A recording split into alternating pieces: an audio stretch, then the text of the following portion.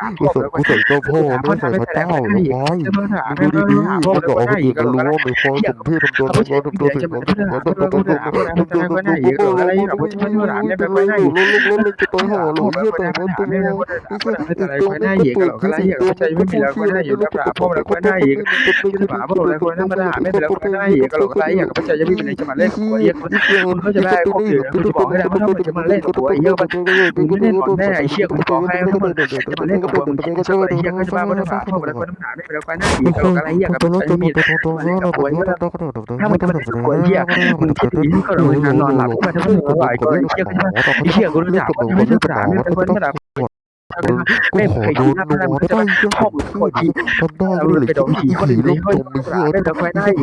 เชื่อผีแม่มึงโหทับเพื่อนกูไปเลยแม่มึงเห็นพวกไปเพื่อนกูไม่เชื่ออย่าให้ขอช้อนก็ผีแม่มึงก็ผีแม่มึงรู้ตัวใจควายก็เลยพอจากนั้นพอมึงเห็นแม่มึงต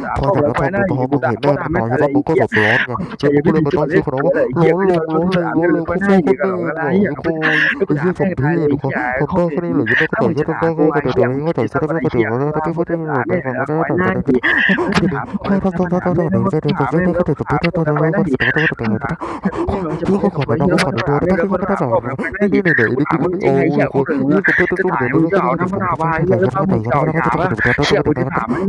งกูเลยมาตั้งชื่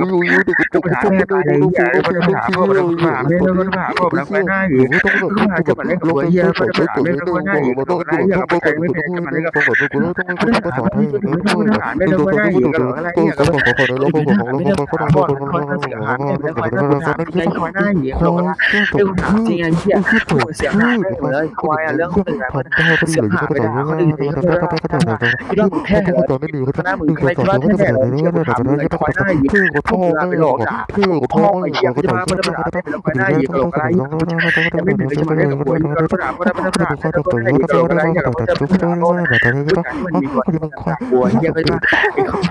ลงกู